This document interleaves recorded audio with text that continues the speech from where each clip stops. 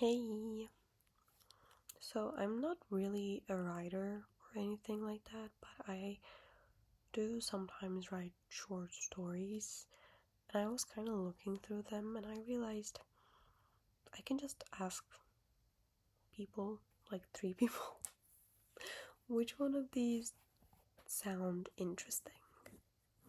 Because when you're the one writing it, you can't really understand. And I have a few, okay? Some of them are really old. Number one. This one, I'm gonna call it Quarter. Actually, I can't really pronounce that. But it's about these two people who think they are each other's stalker when they're not. Like they're each stalking each other, if that makes sense. But in different times of the day. So they're not realizing they're stalking each other. And they also study in the same university. But plot twist, it's actually the same person. And the person they are stalking is them, but in a different timeline.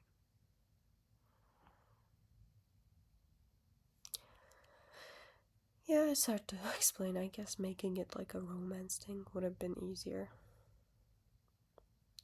But it isn't. Anyways, and then I have this other one. I'm trying to open it.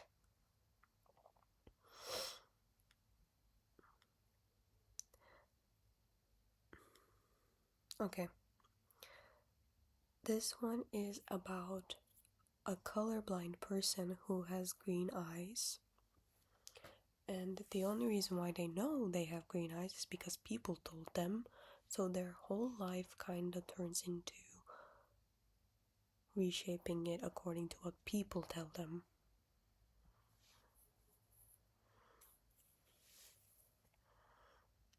If you understand what I mean. Because to them it has no meaning. They're colorblind. They only see shades. But people give names to these shades and give compliments according to it. So this also affects them in a different way. But the only reason why it affects them is not personal. It's because of other people. This is a shorter story about someone only being able to tell other people who they are based on what other people have told them about that person. Like you ask me something about me, but the only answer I can give you is dependent on what other people told me about that topic. But for this I used someone who has green eyes but is colorblind. I know it's a bit too in the face, but I don't know, I like this concept, okay. And then I have this other one about how there's this monster and then there's this hero. This is actually a long one, but basically there's no monster, there's no hero, there's no prophecy, there's nothing. It's just people created something, other people believed in it, so now it's like a self-fulfilling prophecy. Like people were so scared of something happening that they created their own hero for it, even though the thing that they're scared of happening is impossible. It's still impossible. So they create this hero, but for someone to be a hero, there needs to be an evil to be defeated. But in this scenario, there's no evil to be defeated, so they also create the evil as well. But I kind of made it that in the end, when the hero realizes the monster is just another human like them, they don't kill. This is a lot longer, so it's way harder to explain because I simplified it so much.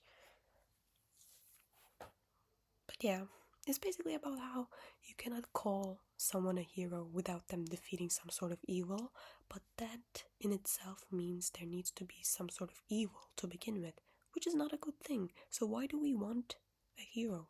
Like, should we just want nothing? I don't know. That's also a lot more theological, because that's also God, so if you didn't know, I don't believe in God. I'm agnostic. Anyways, I have a lot.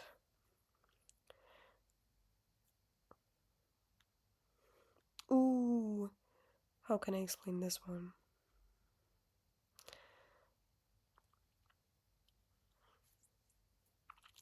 In this world, any child who is born does not live. None of them. And the answer in the end is just because the God wanted so. So anti-climate. That one isn't fun, is it? Yeah, it's not fun. I know.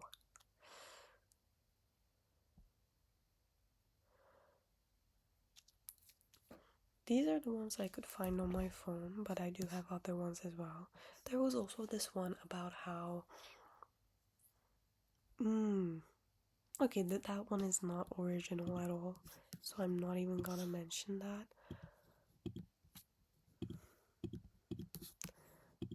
Let's see, what else do I have? Yeah, I don't know if I could count these as, like, stories. They're more like poems than stories. But yeah, I think writing stories to pass some time is one of the best things you can do. It doesn't have to make sense. It doesn't have to have an ending. You don't even need to have anything. Honestly, you can just write like 3 sentences, which is what I did for a lot of these. It's just spending time and thinking about it.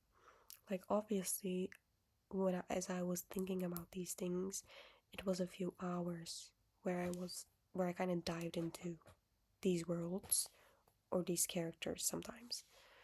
But in the end, did I write them? No.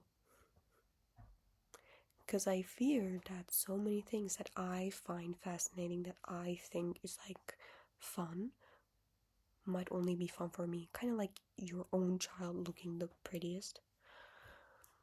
Which, is that a reason why you shouldn't write something? No.